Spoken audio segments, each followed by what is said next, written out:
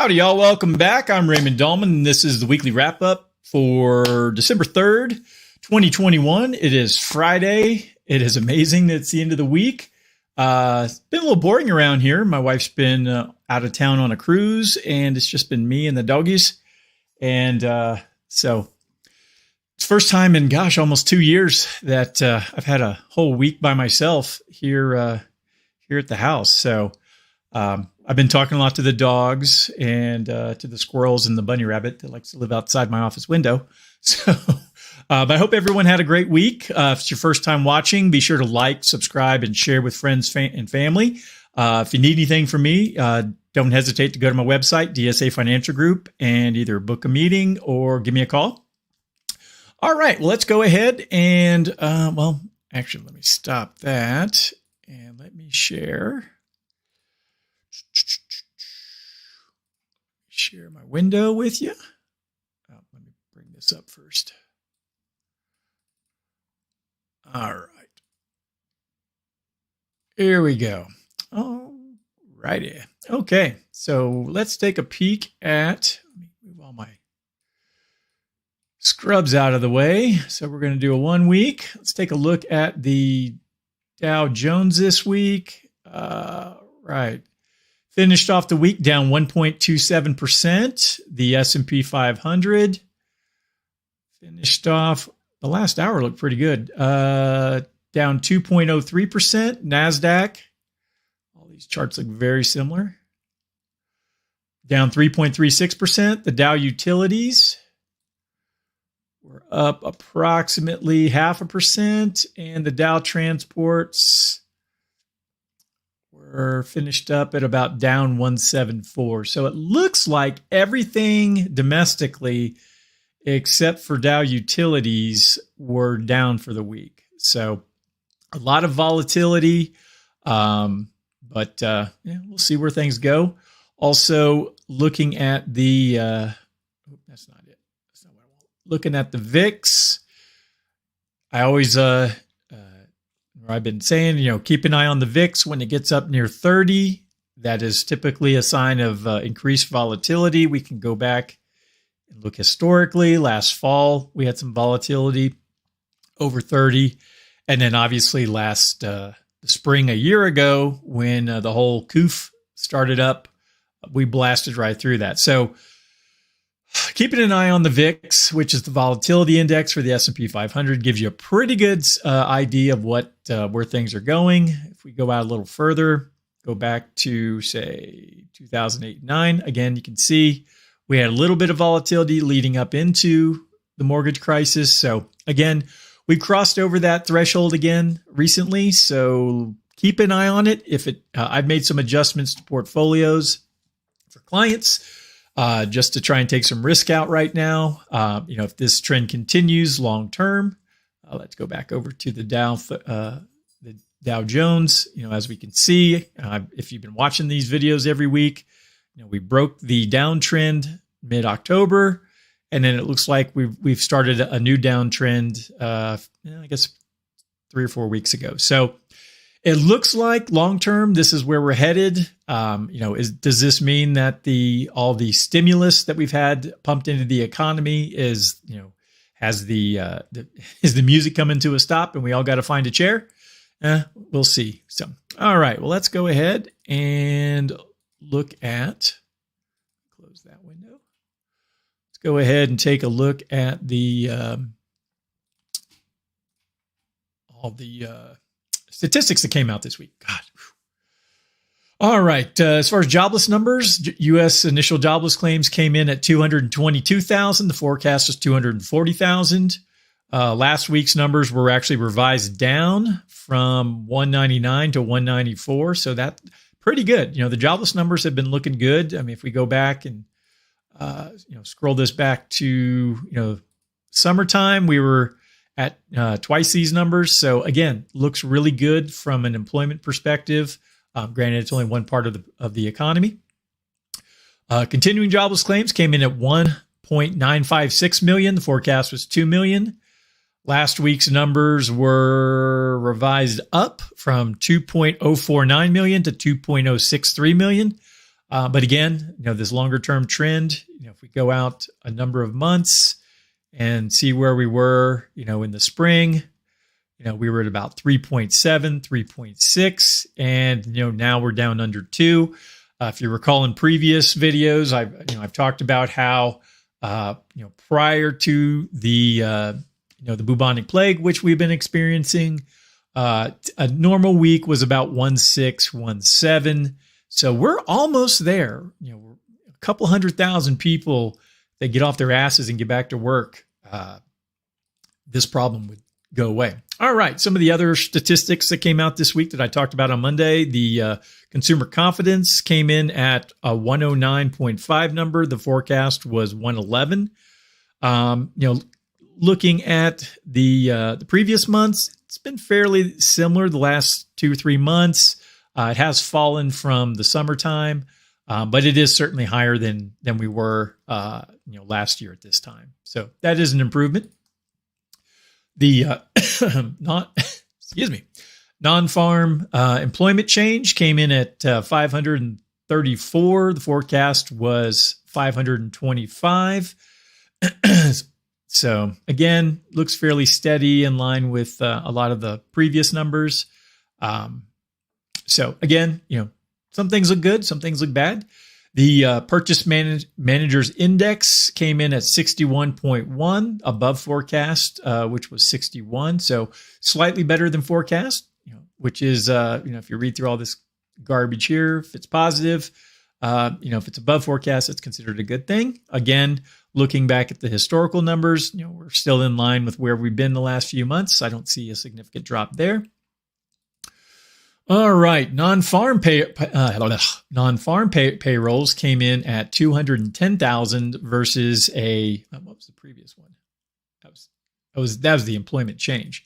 This is the payroll number, came in at 210,000 versus the forecast of 550. So that's that's a pretty big miss, almost by 50%. So we came in above forecast last month. We were huge misses in October and September. So it's kind of hit or miss. I guess, if this financial advisory stuff doesn't work out, I could always go work for the government because they don't seem to give a damn if you're any good at what you do. All right. U.S. unemployment rate is down to 4.2. The forecast was 4.5. Last month's numbers were 4.6. So again, we're seeing improvement. From, January of this year, we were up almost near 7, and we're down near almost 4 at this point. So again, marked improvement. All right. And then the last one was factory orders month over month, came in at a 1% number. The forecast was 0.5%. So again, came in above forecast, which, based on the little text here, we are to assume that that's good. So, all right. Well, I did bring up Fox Business and CNN, and looking for any big financial news, but it's a lot of nothing. It's losing your job because of the mandates. When it comes to politics, they're talking about spying on smartphones. Brett Kavanaugh downplays precedent as he considers reversing Roe. Let's see.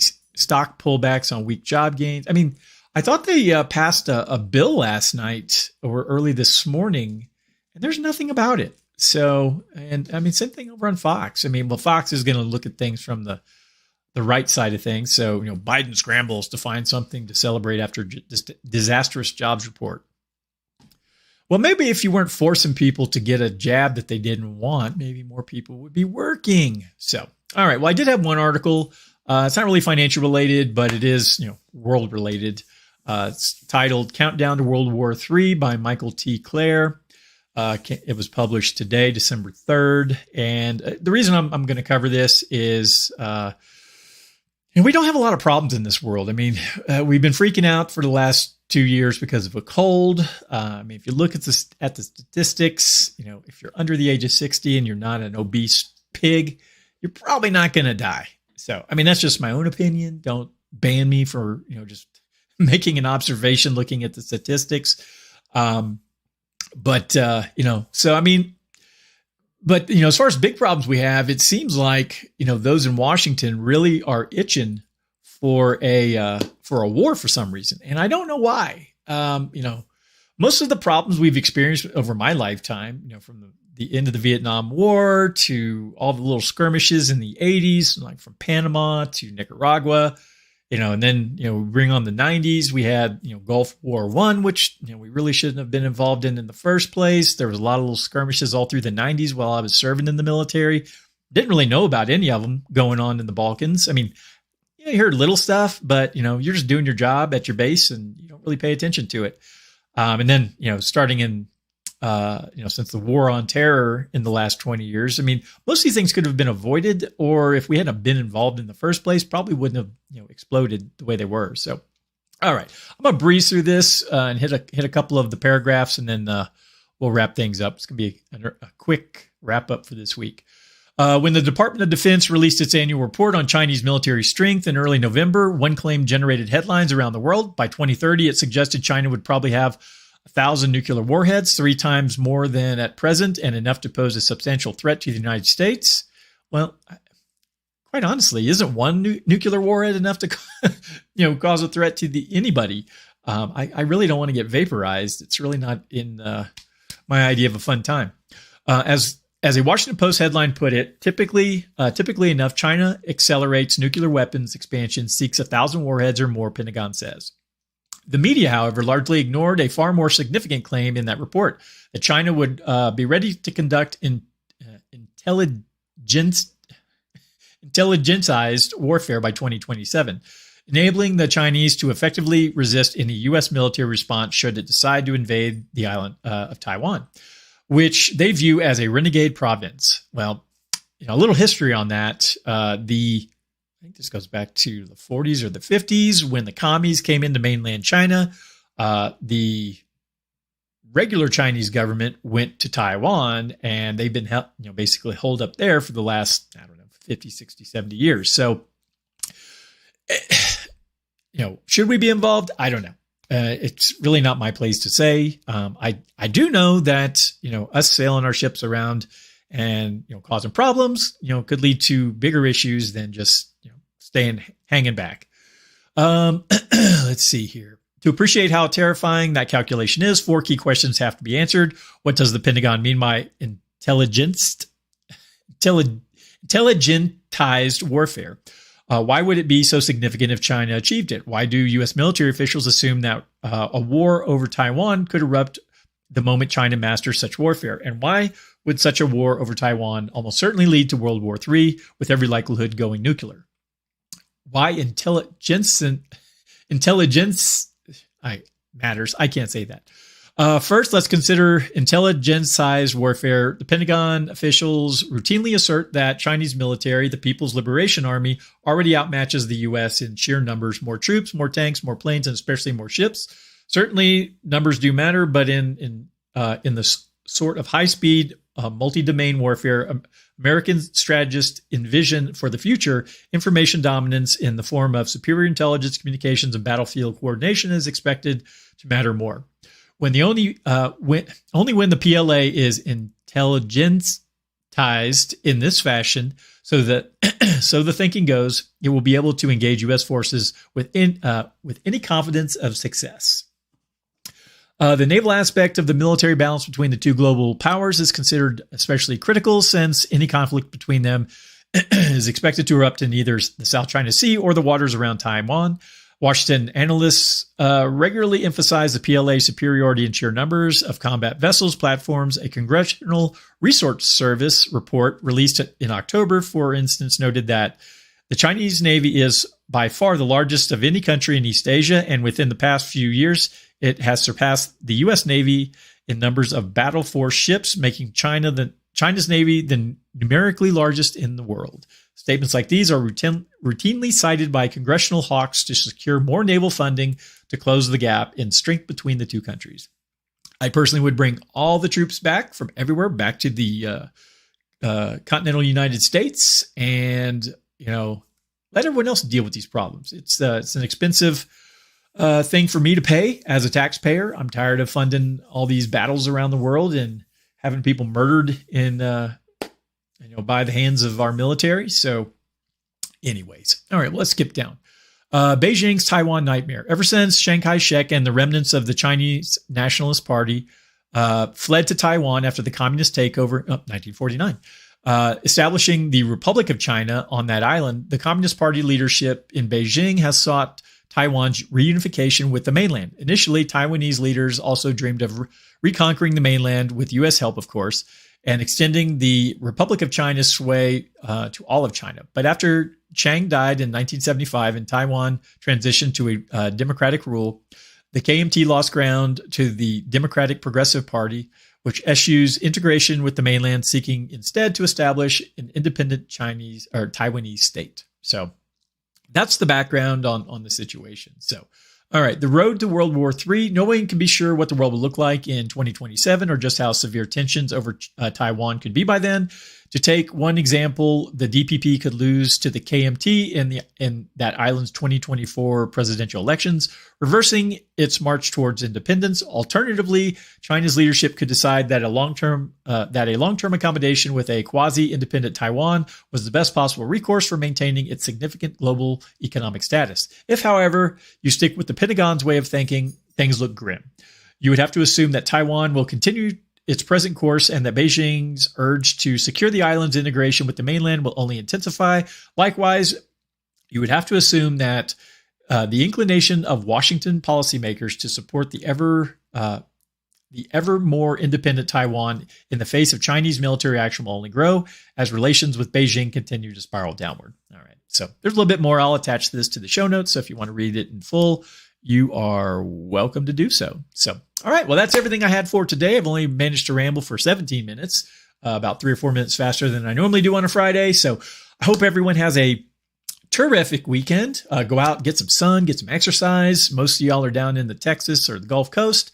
Go outside, spend as much time outside as you can. It's not, it's hot and sticky. I just talked to a client earlier today down in Houston. He said the weather's been quite pleasant.